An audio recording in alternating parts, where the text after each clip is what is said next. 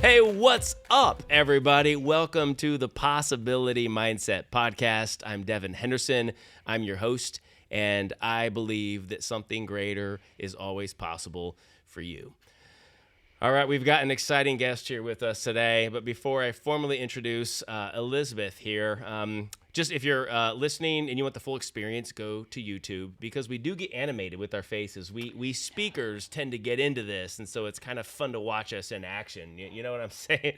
Elizabeth is saying, no, just listen is fine. I think they should watch. But, also, if you are listening, one of the best ways you can support us is to give us a 5-star review on Apple. We would love that, and share this podcast. We can extend our impact. So, and again, before we introduce Elizabeth, just one product to let you know about. A lot of you listeners know I drink mud water. I'm 100 days off coffee, Elizabeth. 101 days, just as a trial to see how it works. Are you a coffee drinker? So I would be personally more than 50 years without coffee. Wow, really? So I've never been a coffee drinker. Just never got into it. Okay, Never did. That's good to know. Unusual for a pilot, too. Unusual for a pilot. Yeah, that's I want to pick your brain later about coffee. Okay, all right. Rather than taking you down a rabbit trail right now, but I am very curious. But anyway, mud water is a mushroom-based coffee. I'm trying it. I've been drinking it for a long time, but I'm trying to drink it only over coffee just to see if it helps really helps me with my focus, helps me sleep better, helps me with my energy, and it's also supposed to boost immunity. So some of our listeners have already purchased it and are trying it, so I'm looking forward to seeing what kind of results they get. So to purchase this, you can go to mudwater.com/Devin. Mudwater is mud and then WTR.com/Devin. We'll put that link in the show notes. Give it a try, get yourself a deal, and let us know how it works for you. So, all right. Okay, maybe it's something you'll add to your arsenal since there's no coffee, right? Well, we'll see. We'll see. No, all right. Well, so later we'll have the talk about what you like to drink. So, okay, awesome. Well, hey, let's introduce our awesome guest. This is Elizabeth McCormick, everybody. She was recently named one of the top 30 motivational speakers in the world. She is currently number 5 on the list of leadership experts to follow online. These are incredible numbers, by the way. I suppose you know that. Now, Elizabeth is a best-selling author with more than, I can't believe this either, 19 published books on entrepreneurship and leadership topics. How are you able to speak at 100 events a year when you're writing 19 books? You are blowing my mind here. I have ways. Okay. All right. Well, I'm writing one book right now, and it's kind of like my second, but it's really my first. So and I even have a ghostwriter, and it's still time consuming. And you've done 19. That is absolutely incredible. So congratulations. In 2011, Elizabeth was awarded the U.S. Congressional Veteran Commendation, and as an Army. That would be congressional. What did I say? Congregational. Did I say congregational? I've been in too many churches. The U.S. Congressional Veteran Commendation. I even read this beforehand thinking I'm going to nail all these big words. I usually don't. Well, as an Army Black Hawk pilot, Elizabeth flew command and control, air assault, rappelling, and top secret intelligence missions, and transported high-level government VIPs, including the Secretary of Defense. Everybody, welcome Elizabeth McCormick. Hello. Wow, so great to have you here. Great to be here. Right. Now, when you're speaking on stage, typically after an introduction like that, you have some video that plays to show some of you in action. Is that right? Well, when I flew helicopters, we didn't have great cameras like we do now. We didn't have cell phones. Yeah. So, I have footage of similar missions, but it actually is not me flying. Okay. But it's like it could have been you, it could right? Have been. So it's like simulates, hey, what you did, which is crazy awesome. I mean, maybe you've seen the movie, Black Hawk Down, right? Mm-hmm. How did that land for you when you saw that? Was that an emotional experience for you to see that played out? What kind of feelings did that movie stir? So it's really hard to watch any military movie and not go, it doesn't do that. Yeah. It's like the skeptical, right? Right. So, the skeptic in me comes out. So I'm always like, yeah, it doesn't do that. Yeah, it does that. So the movie that actually had the most physical effect on me watching was When We Were Soldiers with Mel Gibson. Yes. The Vietnam movie. I saw that one. Yes. There's the scenes where they're in the helicopter and it's down at the treetop level. Okay. In and around the mountains and in the terrain. Mm-hmm. that is the most like flying a helicopter. Okay, that was legit. Mel knows how it's done. Yeah, that movie I saw in the theater, and I'm sitting there, and I'd already been injured. Another story. Yeah. I'd already been injured, so I couldn't fly anymore, and I just was crying. And I call him the keeper husband because I have a starter. So my keeper husband says, he's like looking at me like, "What are you, crazy?" And I was like, "It's like that." Wow. And you would know. Yeah. Obviously. Yeah. Well, I can kind of relate because when I watch movies about magic with magicians, I kind of watch it also through a skeptic's eye, kind of like, okay, all right. You just look through it with a different lens than everybody else, so I can see how, that would be like that. I'm horrible to take to the movies for anything military. My family's just like, sit away from us. Because I'm like, That's funny. It doesn't do that. Yeah. It can't do that. Yeah. That's not right. Their uniforms are messed up. You're heckling the movie. It's horrible. Yeah. Horrible. Throwing popcorn at the screen. I love it. Well, do you remember when we met? I don't expect you to remember this. I don't remember. Okay, it was a long time ago. It was at an NSA meeting, and it was, what do you call it? Where it was the younger generation of people. What was it? The youth camp? No, it wasn't the youth camp. That's going back too young. Yeah, this was like, I don't know. it's kind of like the newbies in NSA, or anyway. First timers, but there's also like was it like the Gen X or Gen Z or something like that? Anyway. They have the Gen XY. And Gen XY. That's what it was. We were at one of those meetings, and we were supposed to stand up and turn around and meet someone, and you were sitting behind me. And I said, hey, I'm Devin, I'm Elizabeth, and all that. And then all of a sudden, you're like, yeah, I was a Black Hawk pilot. And it was just like, what? And you told Zach that when you came. I said, oh, she was a Black Hawk pilot. And you said, yeah, a lot of people are surprised by that. So that stood out to me. So I always remember that encounter, and which is amazing. I can't tell you why it surprised me so much. I think it's maybe because you look so sweet. You look like such a nice person. Who's going to go on these combat missions and take people down? I think that was the part that surprised me. So yeah, do you get that a lot where people are like, whoa, what? Yeah. Yeah. Right. And I maybe play it up a little. Okay. So because like when I was in the military, my hair was cut shorter than yours. Okay. All right. And I would, I didn't wear makeup, and you don't do the nails. You don't do it. I mean, it was very masculine because that's what I needed to be to fit in. Okay. So since getting out of the military, I did 8 years of corporate work, and then I started speaking. And it seems like every year I get more feminine. Oh, is that right? It's like I find out who I really am, right? But by doing that, it really creates this kind of dichotomy and the contrast. Sure. Which on stage is really exciting. Like I took my old flight suit and I added a rhinestone zipper to it. Oh, nice. So I purposely play up the contrast of power and femininity. Nice. I like that. That's cool. And you wear some kind of bracelet or something too on stage, right? I have a big rhinestone cuff bracelet. I have those made. Nice. And then merchandise them and sell them. Oh, you do? Oh, that's cool. Is there some meaning to that, or is it just like, hey, we're cool, power? What's that all about? So in a longer presentation, when I have 90 minutes or so, I talk about different strategies to create an invisible suit of armor between who you are and how you want to show up. So it's kind of like chainmail. Oh, nice. So it's kind of like Wonder Woman's, cuffs and chainmail of a suit of armor. But how do you create that suit of armor so that other people don't get in and you don't let their energy affect who you want to be? Oh, wow. Okay. That's great. Yeah. I think my daughters could take something from your message. Yeah. Sounds like they'd love to hear you I have, speak. I have them in an online course that I give away. So we'll give them to all your everyone listening gets one. Everybody wins. All right. But I'll make sure your daughters get them too. I just want you to know we have a giant following at this point, don't we, Zach? So we're going to be giving away a couple million of these, I guess, because I'm good. No, well, thank you for that. That's great. So you're in town. I am. Speaking of NSA, you're in town here in Kansas City to speak to our local NSA group, the National Speakers Association, tomorrow morning, right? Tomorrow morning. So what are you going to be teaching speakers?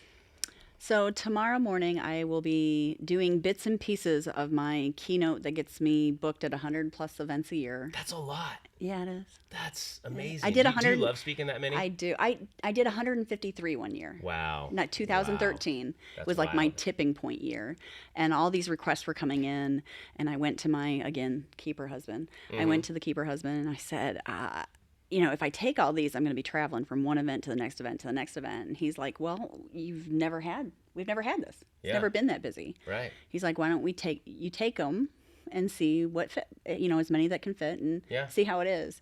So the month of September of 2013, I was only home 3 days. Oh, wow. And I came home. I remember coming home October 6th after speaking in Casper, Wyoming in the middle of a snowstorm. Fun. Yeah, having to drive in that. Yeah. And I came home. I was exhausted. And he looks at me and he says, this was too much. Yeah. Well, it's good to know. It's good to let the pendulum you don't swing know. And say, you don't know many until... is it? Well, so have you purposely chosen like 100 as the capping point now? Does that feel right to you? 120. 120 is the absolute max. Okay. Now it's different now because now I'm doing virtuals since the pandemic. Sure. We've got virtual and we've got in person. So there's a little bit of a mix there. So it's a little bit different. I've done more than that, but really 120 in-person traveling on the road events is the max. Okay. I will tell you, I'm more at I'm trying to keep it to like 35, just to give you perspective. I'm like 3 a month is great. That was kind of a purposeful commitment just for personal life and family. And so, But how old are your children? Yeah, 16 all the way down to 2. Yeah. So I'm trying to be home. Come on. Yeah. Right. I mean, my youngest is 19. Okay. Yeah. So it's a different. So it's a whole story. different place. It's a whole different mindset. Yeah.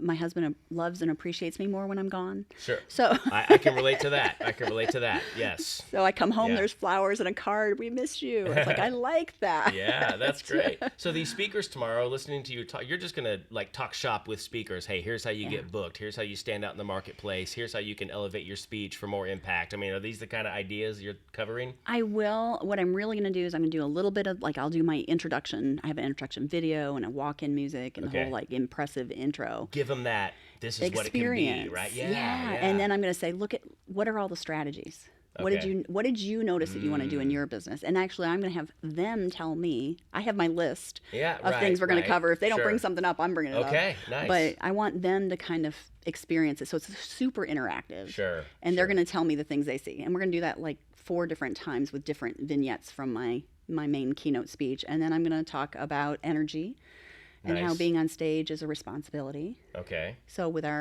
we're in charge of the audience's experience and also their energy. And what I see a lot of speakers doing, they speak about really hard topics. Yeah. Like, cancer and drug addiction and different things that are really deep and hard for audiences to kind of process. Yeah. And they don't always have a way to get them out. Okay. So there's a really big responsibility of being in the front of the stage and knowing that when you take an audience through an experience, you have to bring them to the other side. Okay. So I'm going to talk just a little bit about that, and then I'm going to teach. A lot of the emotional part of it, both sides. It can be triggering for people. Because it is it's a mind game at times. Yeah. When we got that gravity of a topic. Yeah. See, my stuff's more light. You know what I mean? So, but there are other people who need that. I talk about gender bias some, right? Going through gender bias, but I do that very intentionally in a light way because I speak to a lot of male-dominated audiences, and I don't want a male audience to feel uncomfortable. Sure. That I'm bashing them. It's right. Right? Yeah. So Bash it's more us. about, We need it. Well, you do. So yes, I need it. I need to be bashed. Thank you. So, but yeah, it's, so it's more about what kind of thinking, being more intentional and thinking about the experience you're putting your audience through. Yeah. Okay. And if you bring them up, you got to bring them, if you bring them up, you can keep them up, but if you bring them down, you got to bring them back up. Yeah. You want them on a roller coaster, right? Yeah. The ups and downs. That's If you're doing everything at one level, you're not going to hold their attention. Sure. People zone out. No, I completely agree. That's why I love the interactivity portion of it. That's just what audiences in general love today. Event planners are like, are they going to be doing anything because we need to get them off their phones and engaged, and people love that. So I know you have that factor. Now, when did you realize, hey, I've been doing this, I'm a veteran, no pun intended, but you've been doing this, for a while, your thing. It's time for me to speak to speakers also about how they can be better. When did you realize I've got things to teach speakers? So being a helicopter pilot, you learn how to take, you have a mission, right? You learn how to break that mission down into teeny tiny little tasks. Sure. And then get time on target. Okay. Yeah. How many times do speakers do that? Right. Right? I'm really, really good at strategy. Right. I'm really good at breaking complex tasks down, including the speaking, the industry, keynoting, different things. Yeah. Break complex systems and breaking down into a simple, step-by-step, sequential framework to doing things the right way. Okay. And so with that, what happened is speakers were coming to me for one-on-one, Okay, right, and then they were right. telling other people, and I've done little to no advertising and Okay. could have I turn a lot of it down now because I'm so busy, but Sure, I have a very robust business. Wow, that's great. So with that, it comes over to, okay, now I'm going to move it into chapters, but I don't sell anything. I don't Okay. like to make money off my NSA friends. Well, that's awesome because, I mean, you can only impact so many people one at a time with a mentorship relationship. So I like how you've said, how can I impact more people and still be protective of your energy, which is a big part of you, right? And 'Cause I know time. and time. Because I will tell you, you can make more money, you cannot get your time back. So to me, everything's about impact and influence. Okay, awesome. So Right, very in line with NSA's ideals, It right? I love it. is, Okay, it so take us back a little bit. How did this sweet Elizabeth McCormick, who I met in that ballroom at NSA, was that Orlando? Oh, I think it was Phoenix? before that. I think it was like even Phoenix? before that. The first one I ever went to was DC. So it was DC. It might have been DC Phoenix. then. 'Cause Yeah, that was my first one. I'm thinking like as far back as I can remember, and that might have been it. That was So, my first wow. year. Okay. I'd already been speaking for like 8 years, Okay. but that was my first one Nice. that I attended that worked in my schedule. Okay. So how did you come to be a Black Hawk pilot? Give me the story. How'd you get there? So unemployed military wife, Okay. 5 years of college, All right. almost 3 degrees, Okay. and could not get a job Wow. because we were Right. stationed at a military base at Fort Polk, Louisiana, Okay. which didn't even have a Walmart. Like it was in the middle of nowhere, swamps. So Yikes. I was a military wife there. The only job I could get was working in a pizza place Okay. after 5 years of Was college. the pizza good? No. Bummer, No, right? Because it's no. like, wow, the one thing. It was a free cheap. pizza. It was a cheap chain. Oh, was it? All right. All right. You'd know it, but I'm not gonna say it. Yeah. All right. Good for you. So so I worked there, and I was just miserable. And one night I looked at the starter husband who was in the Okay. military, and I looked at him, and I thought, if he could be in the Army, why can't I be in the Army? Why not? What else is possible when you have a Yeah, possibility possibilities. mindset? What else is possible? Yeah, so I decided I was going to be a helicopter pilot, but he was an ambulance medic, and Okay. I wanted a cooler job than that. I Yeah. didn't want to You do just that. want to up the coolness a little Yeah. bit just to keep that edge. Had no right? idea what that was. Right. From dough roller to Black Hawk pilot. Let's make the jump. Right, and my degrees are in art with a minor in mathematics and an associate's degree in engineering Okay. because I wanted to go into architecture. Okay. So So the engineering might have played a little bit into it helped that. a little Yeah. bit. Okay. It All helped, right. and the mathematics. Sure. So, but I just went on to the base and sat in where everybody got breakfast in the morning. And anytime I saw an officer walked in, I would say, because I knew with my college I can go in as an officer, and I said, "What would you do different? What would you do different? And just really research it." And I think that's one thing for listeners. It's amazing how luck turns into probability and possibility when you've done your research. So I just asked around like for weeks and asked everybody what would you do differently? What would you do if you had to do it over? And I always asked what the coolest job was. And everybody said it was being a helicopter pilot. Okay. All right, let's do that. Yeah. Wow. Well, Didn't know it was hard. yeah. Well, my daughter just said, "Dad, I want to get my pilot's license this summer." Yeah, she's just been thinking about piloting. Isn't that great? I know. I'm like, That's all right. awesome. Hey, what else So, is possible? how old let's is go. she? 16. Oh, perfect. So Which is the age, right? You have to be. No, Is you it can 17? You can fly with an instructor younger. Okay. So okay. and get I see. lessons. All right. But what I highly recommend if you have that in this area is Civil Air Patrol. Civil Air Patrol. You should get free flight time. Oh, okay. So as a dad, Okay. that's a good thing. Yes. Yeah. Because flight time's expensive. Civil Air Patrol. Civil Air Patrol. Civil. Uh-huh, Got someday. it. Got it. Okay. There's usually nice. it's a little bit of a military experience, but that's good for the discipline you need as a pilot. But it also, and anyone that's in their teen years that's interested, I tell them that's where, like in Dallas, the Civil Air Patrol has an agreement with Southwest Airlines to get simulator time. Oh, okay. And so they actually get to go in and fly the simulator and do things like that. Oh, that's so cool. Yeah. Oh, she's so adventurous. She just went to Alaska by herself to visit a a family up there, loves flying. I mean, right now as a passenger, I know Alaska by herself. Loved it, got home okay, it was great. But I'm all about instilling the possibility mindset in my kids. Yeah. No way I'd be like, nah, you don't need that. That doesn't make me feel comfortable. It's like, go get them. Yeah, Tiger, try it. get it. Yeah, why Try not? it. Yeah. So then how long did you fly the helicopters? Just shy of 8 years. 8. That's. I thought you were gonna say 4. I don't know why I was thinking 4 felt like the. So it's flight school. Well, when I went through flight school was a little over a year. Okay. And then now it's longer because there are other trainings involved. And then your commitment, your contract is 6 years after flight school. Okay, I see. So I don't know what you can share. I don't know how to appropriately ask this question, but are there any missions that stand out to you that were, I mean, I'm sure they were all incredible. Anything that was like a significant life-changing moment for you?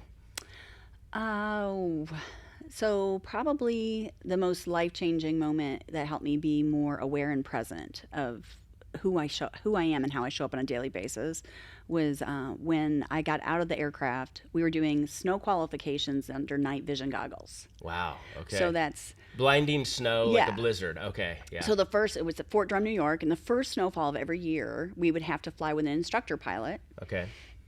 And prove we know how to land in snow. Okay. Like if you're in blowing snow, there's like 3 different landings. You can kind of step down and blow it out if there's not a lot. You can roll through it and roll in front of your dust cloud as you're landing, and then there's like, I can't remember the third one now, but there's like 3 different ways. Those were the main 2. Did you have a favorite of those 2 that you remember? I mean, I liked the softer, like step it down. Okay. It just depended on what kind of terrain you're in. If you're on a runway, rolling through it's fastest and easiest. Sure. You know, it's flat. There's nothing questionable If you're not sure, right, you don't want to start rolling and hit something or like have rough terrain where you could damage the helicopter. So, so you would do it during the day, and then we'd sign it off that you're qualified. So you're doing it during the day, but you're using the night vision goggles. No, we do it during the day. So like the day before, we do it during the day. So the next night, I gotcha, because you have to go day shift to night shift, and you can't be on duty for more than so many hours. Okay. So the next day we would come in late and do night shift and do night, and we do night vision goggles. Now it's an instructor pilot, and he's like, every 8 minutes he's bringing another pilot in because he has to get the whole unit certified. So it's just like bam, bam, and they just hope it keeps snowing, right? So they can, well, there's enough snow down on the ground. Okay, it doesn't have to be actively snowing. I see. So we're just point is blowing it to land. So I gotcha. So it's pitch dark. So they turn off all the building lights. So it's pitch dark because we're wearing night vision goggles, right? So you've got the big toilet paper tubes in front of your eyes, that you're looking through. And so I come out. So there's a row of people lined up in the building and somebody on the radio. And the instructor pilot radios as he's done with one. He radios and somebody walks out and you switch. And the one gets out, and so I got in, and you get in and you plug into your headset, and you do that first before you get in, so they can be up on comms with you as you get in, and then you get in, you strap in, and then adjust the seat. Because short legs, only girl. So had to always adjust the seat, and then pick it up to a hover, go over, do your landings with the instructor pilot talking you through, making sure they're good. Yeah. And if they're not, you redo them until they're good. Okay. So and then you get up, and as you're going back, he radios in the next person. So my instructor pilot, Paul Santos, he gets up and he radios in for the next pilot, which is my friend Brian.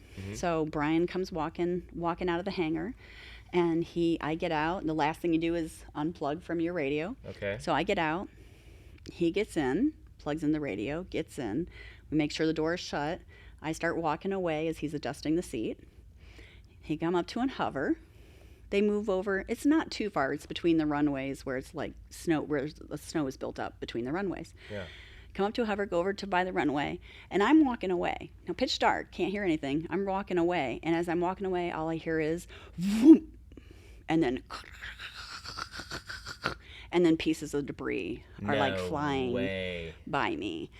As they came down to land, they had drifted slightly, which is hard to tell under night vision goggles and blowing snow. Yeah. They had drifted slightly. The one wheel hit kind of at an angle sideways. They had a critical rollover mass, and they basically flipped and turned the helicopter on its side. So as soon as it went too far to the side, the first blade hits, and the blades start crumpling apart, and then the pieces of the blades went through the engines and shredded the engines. Oh my. So nobody was hurt. Okay, that's the first question. No, Everybody right, okay? right, yeah, nobody. I mean, I'm on the edge of my seat. I don't know about the listeners are too, I'm sure. This is crazy. I don't tell the story very often. So she. I mean, it sounds like a signature Keynote story to me, but yeah. I've got better ones, believe it or not. Okay, wow. So they're just longer. Just getting started. So, right, okay. but the debris like flying by me, and I like, dropped to the ground. Hit the deck. And I'm not up on the radios, the people inside are, but by the time I got back to the building, they had already had the fire department that's on call, and everybody's there. But everybody's okay. Totaled the $18 million helicopter. But which of course everybody immediately has to like take a drug test and take, you have to do all those testings anytime anything goes wrong, and then it's a Class A incident investigation with the National Traffic Safety Board. Okay. So it becomes a big deal. Wow. And are you kind of a witness in that situation? I'm not really, because I couldn't see. Sure. It's pitch dark. I mean, What did you see? They did Blackness. interview me. Yeah. I got nothing. I saw. You could see the static in the air as the debris was flying. You're just hearing it, right? Yeah. You're just like, something went wrong. Yeah. That chopper went down. Yeah. I'm going down. And it was close. Wow. They did interview me. Did everything go okay? Did the instructor pilot do what he was supposed to do? Which of course he did. Right. That was his job. Yeah. And they just found that the area that because he had to pick like a different spot every time they went into land to make sure there was snow there to blow.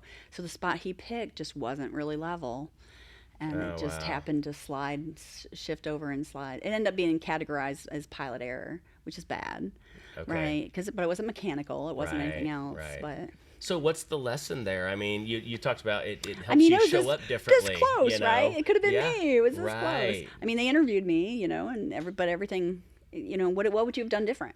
Right. Yeah. Okay. It just kind of heightens your awareness. Okay.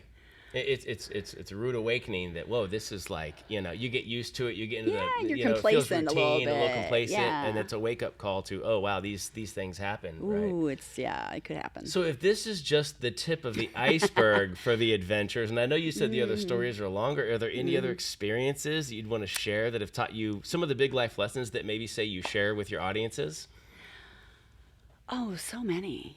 Like I can flip through my keynote mentally, but one of the things I think that ties in for your listeners and the theme of your show. Oh, that'd be great. Would that be good? That would be. Okay. That's perfect. I like how you're thinking. So I talk about being in a potential zone, not a comfort zone. Okay. So that's one of my opening stories. So nice. I get hired a lot for like the opening keynote because I get them all like thinking differently. About things. So what's your story about potential over comfort? Is there a story to support that one? So it's about how I became a helicopter pilot. After I did the research, I went out to the flight line. I went to the chain link fence, and I looked at the helicopters for the very first time, and I went, Nice. And just fell in love, right? Well, it's not so much love as you have moments of destiny. Okay. All right. And that was a moment of destiny. I knew I was supposed to fly those helicopters. And I couldn't even tell you which ones they are now, right? But I just knew I was supposed to be out on, if not that flight line, a flight line. I knew it was going to happen. I saw it with extreme clarity. Okay. And it was like a download. Have you had those? Where yeah. Oh, yeah. Yes. So it was like a download. It was like, I knew I was supposed to do this. And it just kind of filled me. And it filled me so full that when everybody else afterwards told me no, I didn't believe them. Wow. You just kept saying, what else is possible? Like, I said, I'm in my potential zone, not a comfort zone. Like, it was not comfortable to go to the recruiter and I knew the process because I'd done the research, and tell him I want to go Warrant Officer Flight Training Program. And he said, no, you can't do this. Really? It was not comfortable to go to the flight doctor and to do my flight physical, and he'd tell me, little girl, don't you know flight school is really hard? It wasn't comfortable to go take my testing and have a sergeant in the recruiting station tell me, young lady, Yeah. don't you know it's Talking hard? down to you. And I'm like, Yeah. I took Calculus 5. I'm pretty sure I can handle a standardized test. Yeah. But every single step of the way, it wasn't until the very, very, very last step, which was an interview, that I had anyone show me any belief. Oh, wow. So all the way, I mean, Took we're talking that long, months. Huh? Wow. Months of everyone else saying, no, you can't do this, and everyone else being against what I thought was possible. And and this is something I teach in my presentations, is sometimes you have to believe in yourself more than anyone else believes. And they're not going to believe, though, until you believe. Yeah, interesting. Like, your belief has to feed theirs. Yeah. It doesn't come the other way around. I think we spend too much time looking for external external positives and external, you have to, external belief that you're supposed to do something, and the signs, that you're supposed to do something. And a lot of that really generates from within. Yeah.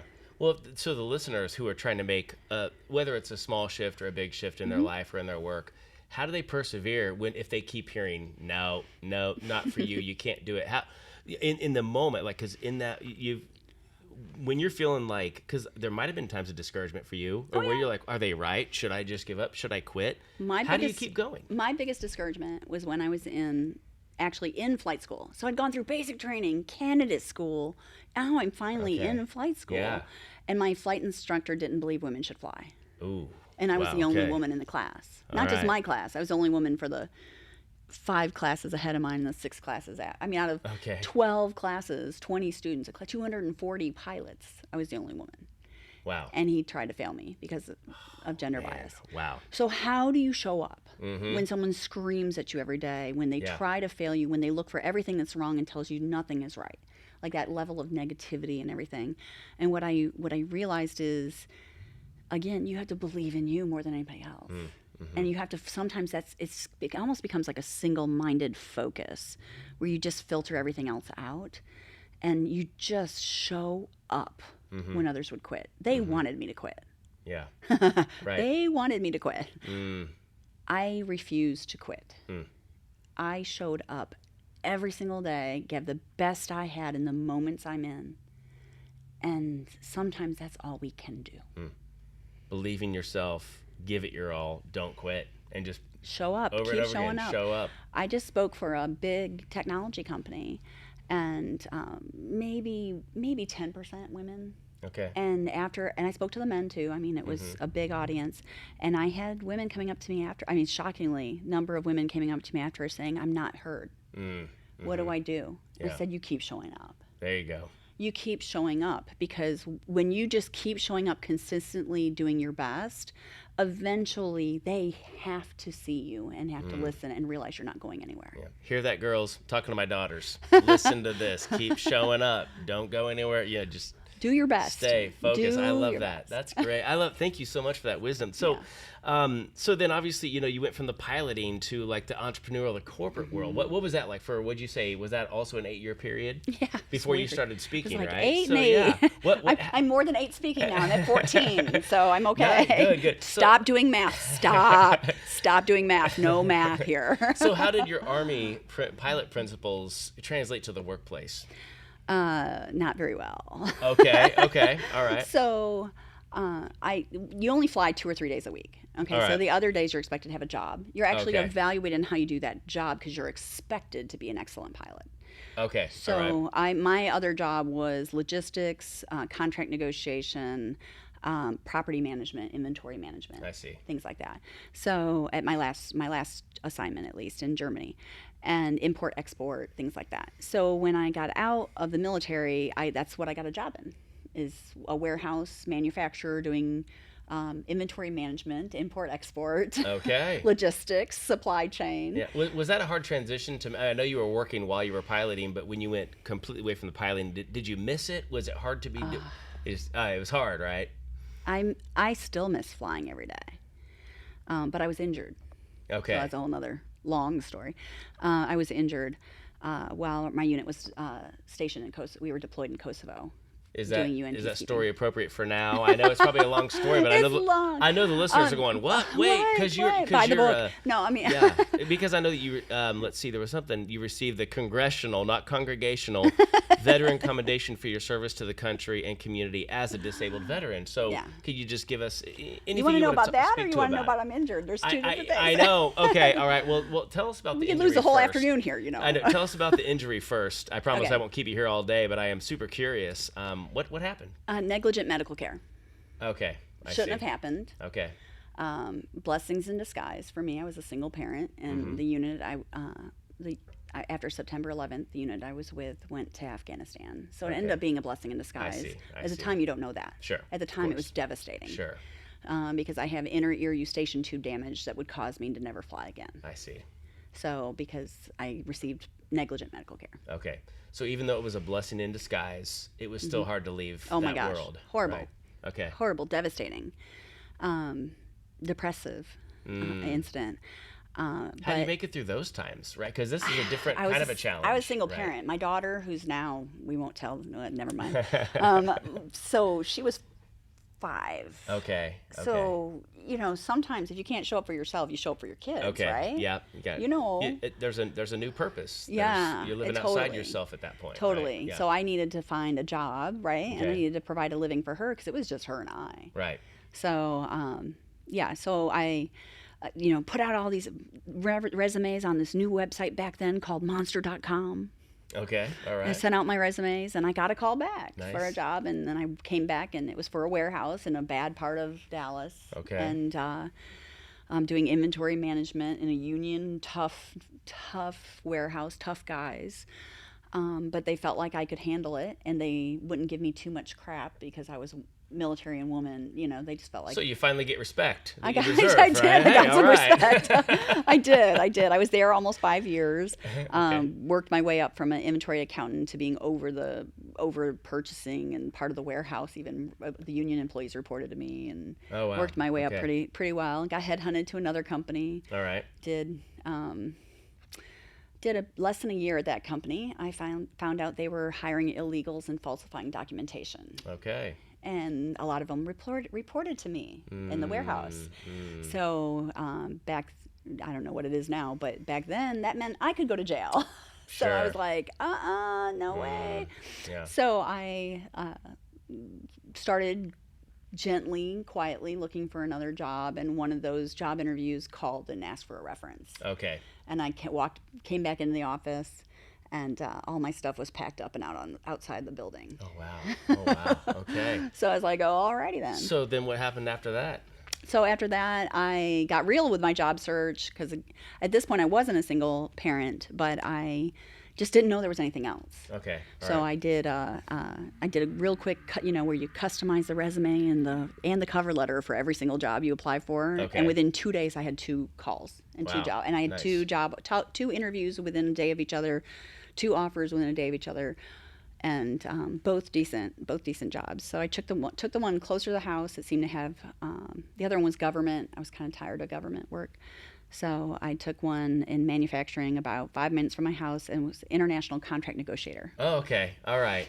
That sounds like So, as cool as Black Hawk right? Pilot. So That's I like, wow. traveled. My main client was in Lyon, France. Oh, fun. Multi-million-dollar client. Wow. And negotiated multi-million-dollar contracts and did site inspections and made sure quality inspections and Wow. things like that. It's amazing all you're bringing in your experience to the stage to teach people. Mm-hmm. So at some point you said, time to be a motivational speaker. I've done it all. So what was that transition like? How did, like you said, the moments of possibility, Yeah. right? Oh, and so what was that like? So it was funny because I was working in that last job as an international contract negotiator. It was 5 minutes. The manufacturer was 5 minutes from my house. Okay. Like it was close. Yeah. And the other job was like across Dallas Fort Worth. So I it was see. like an hour drive. Okay. All right. Each way.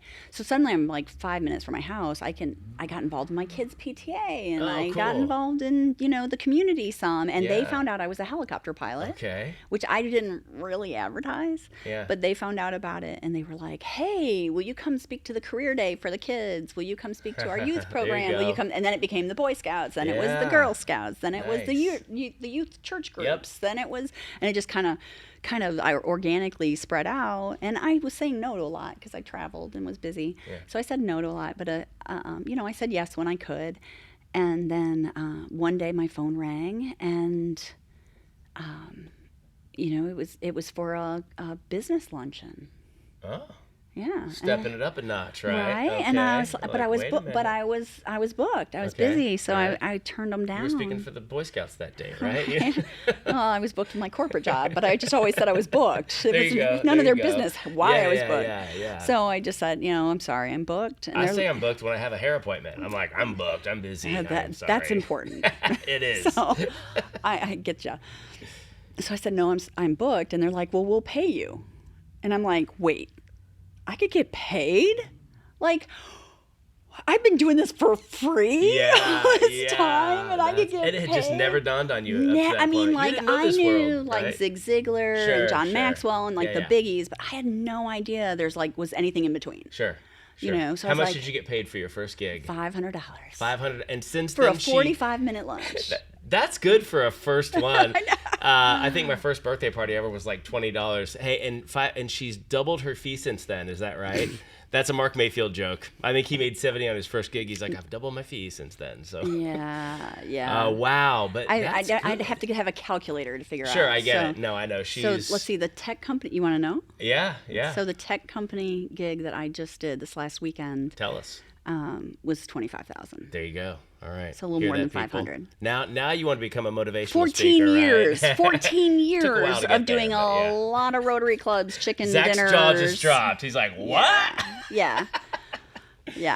So that's great. So whatever that is, I can't really do the math on that, but that's I had amazing. another one that was supposed to be 25,000 euros. Oh wow.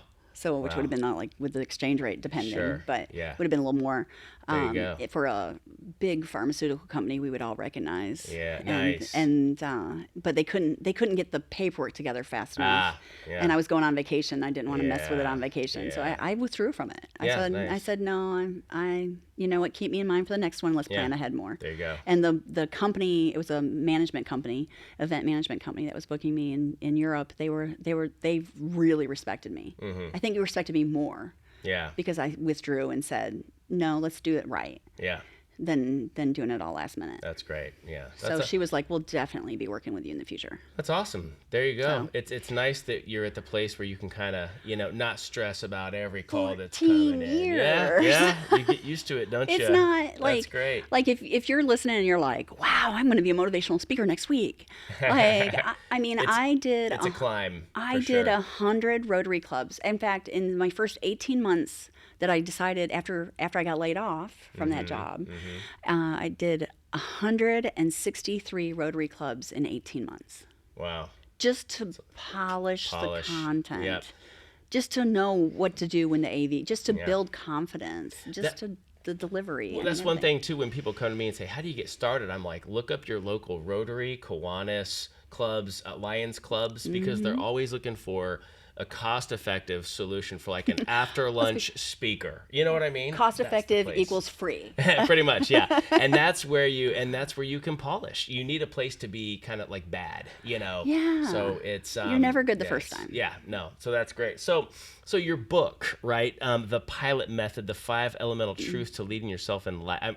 Pilot has all the periods after each letter. I'm assuming that's some kind of acronym. Do you want to share what that acronym is? You're gonna like it. I'm sure I am. So the P is for potential. See, this potential just worked possibilities. out great. Yeah. I love it. So the P is for potential, and it goes back to what I said earlier. You have to believe in your own potential before anybody else will. Okay. So like it is literally impossible for someone else to believe in your potential when you don't. Okay. So I is implementation. It doesn't do any good to believe in your potential if you don't do something with it. Okay, yeah. Right? So implementation, how do you be more effective? L is 3 pillars of leadership that I teach: communicate, aviate, navigate. Nice. So nice. The 8s. Yeah, the 8s. Communicate, aviate, navigate. Yeah, I love it. I would add a motivate in there and a couple other ones, but I like communicate, aviate, navigate, can. 'cause you can there you go. do, Boom. yeah, See, so can clever. leadership. So good. I So, love it. O is optimal performance. Okay. Right? If you show up depleted, how can you give to anyone else? Right. So right. how do you it's more about a self-discovery. Okay. In optimal performance, I'm not like prescriptive, here's what you do. Right. It's do what you know you need to do. Okay. That's right? great. And then T is Because about it's different for everybody. yeah. You can't have yeah. a Some a people need straight like blueprint they for want to that. meditate and do yoga, and I would freaking fall asleep. Yeah, Like right, it's right. like not me, right? So for me, I work out. I have other ways that I have that kind of Right. chill time, right? yeah. So I think everybody's different. Yeah. It really bothers me when these like articles and magazines say, in order to be successful, you have to wake up at 5 a.m. and do these. The Yeah. most successful people do these things before 5 a.m. Then Right. I'm like, I'm a night owl. Yeah. Like I get more done from like 11 p.m. and 2 a.m. Yeah. Than I ever would waking up at 5. Yeah. I'd be half asleep for 3 Right. hours. Yeah. Well, that's good. And I think that's just like a maturity thing. You get to know yourself over time and realize there's these formulas that work for other people, but it's not all encompassing. You got to find what works for you. It's you really know? annoying to me when Yeah. when someone else shoves it and says, "This is Right. what you should." Like, Yeah. to stop Yeah. shooting me. Right. Right? Right. Offer your perspective, but This is what works for me. It Right. could work for you, but Yeah.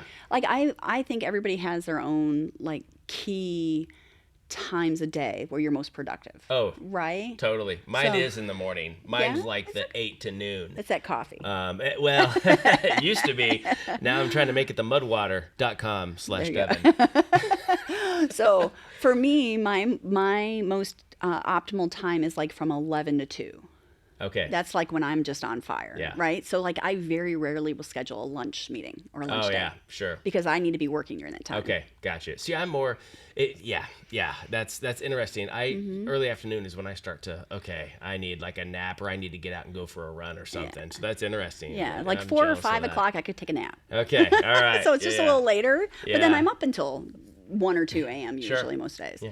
So So- especially when I'm writing. Yeah. So what's the T in pilot? T is tenacity. Tenacity. It's I was not I was giving guessing up. words. I was like, what is Not it? giving up, just showing Okay. up. It's showing Yeah, up. that showing up thing. It's showing Okay. up when Yeah. it's hard because, a lot, it is. Guess Yeah. what? It is. So we know going in that life is hard. You're going to discover things that are hard. So Right. you decide you're going to be true to you and show up, or some people don't. Yeah, yeah. Thank you. So much of what you said has really helped support the possibility mindset and why people come to this podcast. So this is awesome, especially that potential factor. And just showing up, and I just love those factors. Can I ask you a couple more personal Sure. questions? Okay, what do you do to spark your creativity? Sleep.